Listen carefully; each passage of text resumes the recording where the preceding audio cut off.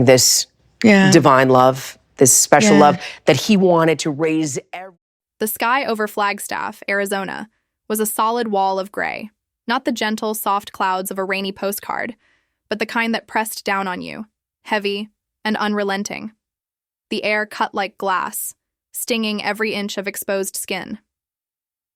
Outside the courthouse, no one moved. They weren't leaving. Sister Wives fans, curious locals, and a swarm of reporters stood shoulder to shoulder, phones raised like weapons. Some had defended Kody Brown for years. Others had been waiting for this day, convinced it would come. But today wasn't reality. TV. There were no TLC cameras staging a dramatic walk-in. This was real, and the stakes were higher than anything the Brown family had ever faced. Rumors rippled through the crowd like sparks on dry grass. FBI involved. Christine's got proof. Over $1 million missing. Then, the black SUV appeared. Sleek, polished, windows tinted so dark it could have been empty, or carrying the most talked-about man in Flagstaff. Phones shot higher. Barricades groaned under the weight of the crowd pressing forward. The rear door opened slowly, almost theatrically, and Kody Brown stepped out. Gone was the grinning polygamist from early Sister Wives seasons, flanked by wives and charm. His jaw was set, his gaze locked forward. The famous golden curls, once his trademark, were tied back neatly. No room for wildness now. From the other side, Robin emerged, head low, clutching his arm like an anchor. Her hair fell forward like a curtain, shielding her face from the cameras. If Kody was the mask of defiance, Robin was the shadow of dread. Two attorneys in dark suits flanked them as they climbed the courthouse steps. The thick glass doors reflected the crowd, flashes of light like a lightning storm. Inside, the atmosphere shifted. Cooler air, marble floors that echoed under every step, the scent of polished wood and old paper, the quiet weight of decades of verdicts and broken stories. Christine sat in the front row, perfectly still. Her hands folded, chin lifted, eyes locked on Kody. Not with nostalgia, but with the cold precision of someone who had been waiting for this day. A few seats away, Janelle crossed her arms, lips pressed in a hard line. She'd played peacemaker for years, but the documents she'd seen had stripped away any illusions. Today, she wasn't here for family unity. She was here for truth. The bailiff's voice cut through the tension. All rise for the Honorable Judge Patterson. Everyone stood. The gavel hit the block, sharp, final. And with that sound, Kody Brown's carefully controlled world began to tilt toward collapse. The court clerk's voice rang out. The state of Arizona versus Kody Brown. Charges include financial misconduct, misappropriation of funds, and fraudulent activity. Somewhere, a woman gasped. Cameras clicked like machine gun fire. Outside, hashtags were already trending. But inside, the air was so dense it felt like the room itself was holding its breath. Cross country.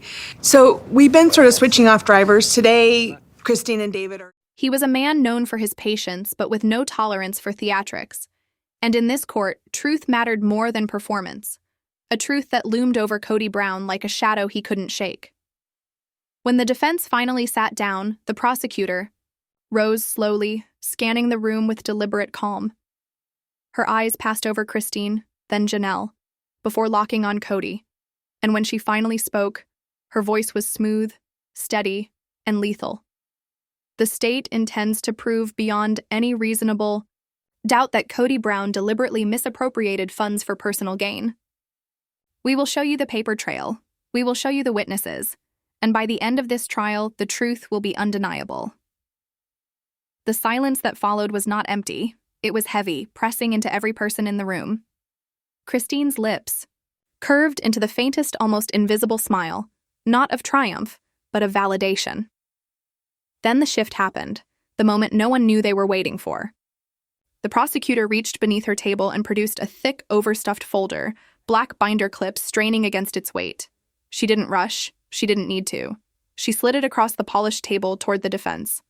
Our authenticated financial records showing over $1 million in missing funds traced directly to accounts controlled by Mr. Brown. The words hit like a thunderclap. For a split second, there was no sound. Not a cough, not a rustle, before whispers exploded across the gallery. $1 million? That can't be right. Oh, it's right. Even Kody blinked once before his expression froze back into its mask. He straightened his tie like the movement could anchor him.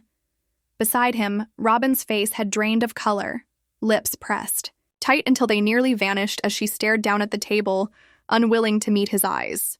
The defense attorney snapped the folder open with a flourish, pages spilling out like a dam breaking, bank statements with official seals, wire receipts, emails, signed authorizations. He flipped through them quickly, but his speed betrayed the edge of panic. "This is ridiculous," he barked, standing abruptly. "These are personal family funds, not public money. My client has done nothing illegal. This is a witch hunt dressed up as financial misconduct." The prosecutor didn't even flinch. "These are not family expenses, Mr. Collins.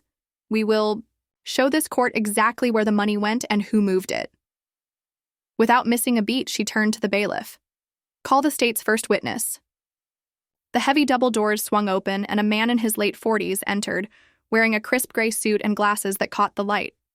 His hair was neat, but his eyes uneasy, the look of someone dragged into a storm he didn't choose. Sworn in, he stated his name, David Whitaker, certified financial advisor, former manager of the Brown family's accounts from 2013 to 2019. "Were you responsible for overseeing the family's financial accounts?" the prosecutor asked. "Yes," Whitaker replied, "including income from sister wives and other investments." Christine shifted slightly. She remembered him from a brief conversation years ago when she'd asked about the budget and was told simply, "Kody handles it." "Did you discover irregularities?" "Yes," he said, adjusting his glasses. "Large withdrawals and transfers to accounts not part of the official family portfolio. Accounts in Mr. Brown's name. Alone. Were these transactions authorized?" "By Mr. Brown himself, often through direct late-night calls."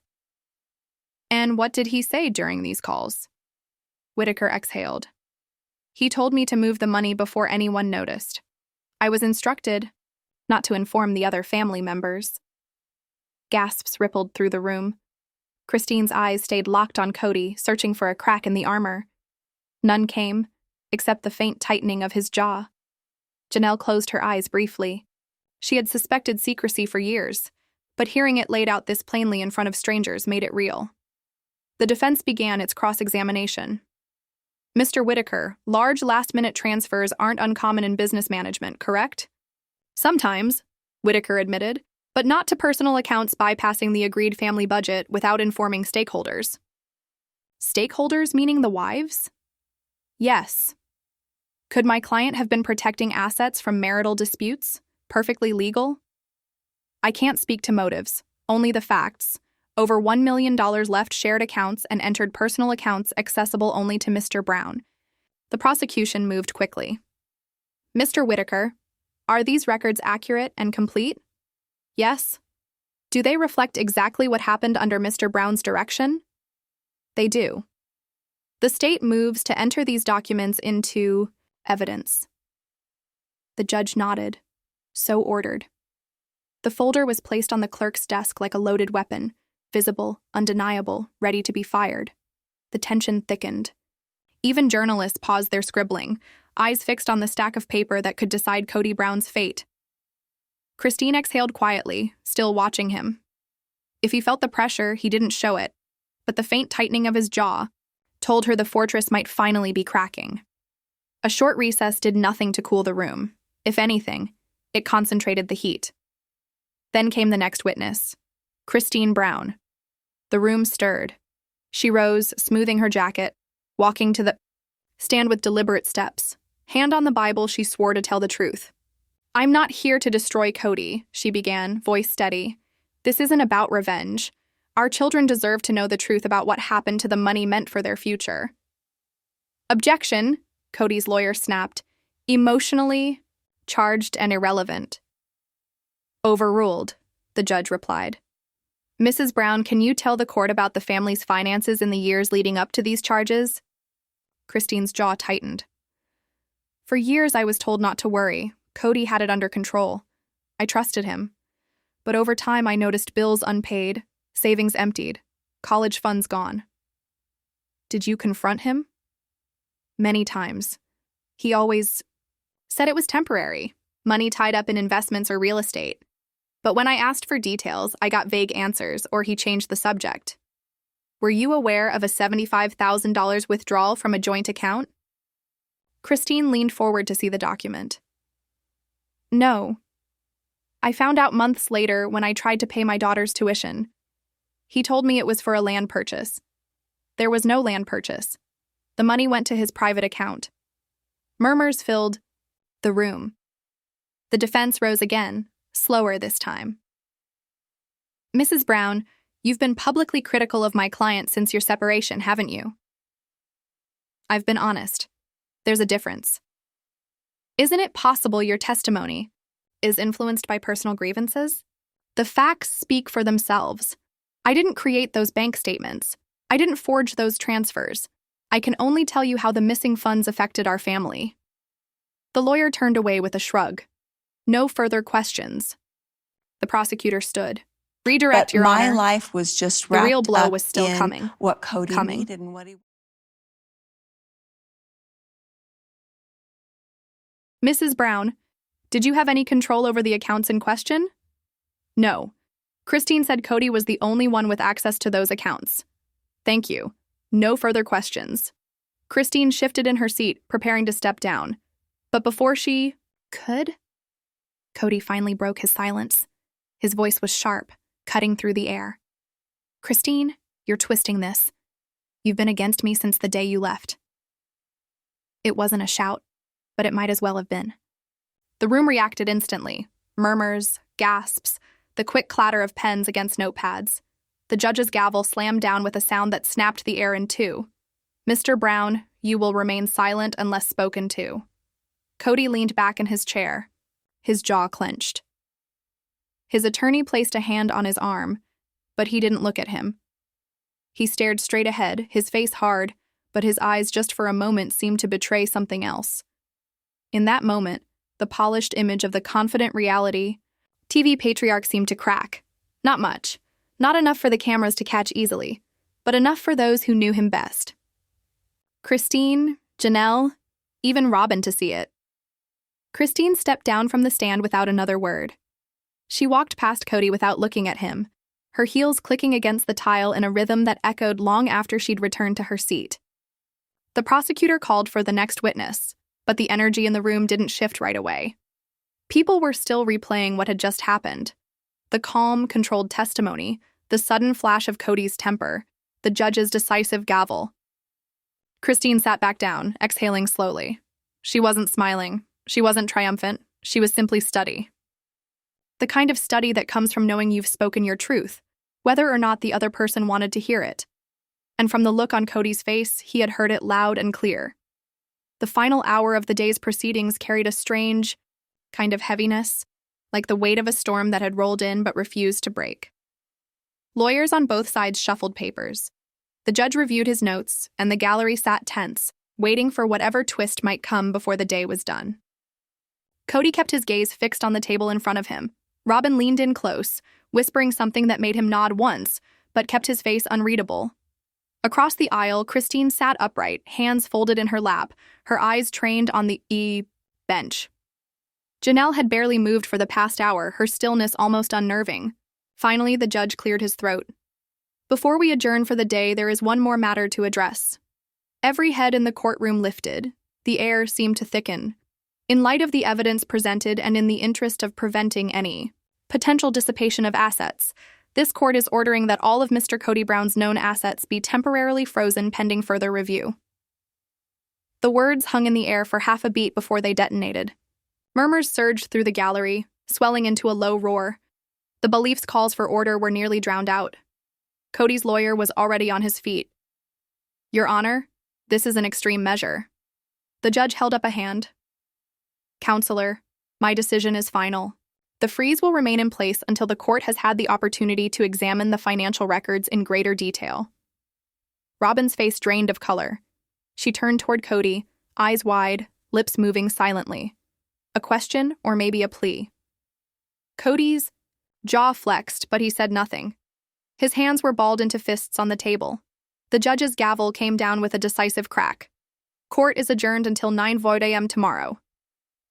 The spell broke instantly. The courtroom erupted into chaos.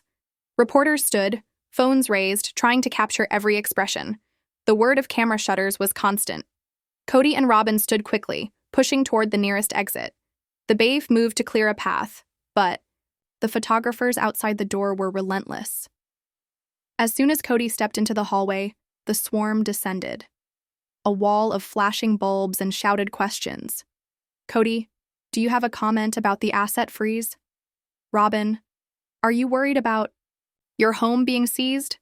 Do you deny the allegations of embezzlement? Neither of them answered. Kody kept his head down, his hand gripping Robin's arm tightly as they pushed through the crush of bodies. The two disappeared into a waiting black SUV, doors slamming shut as the driver sped off. Meanwhile, Christine chose the opposite exit. It was quieter there, fewer reporters, fewer lenses.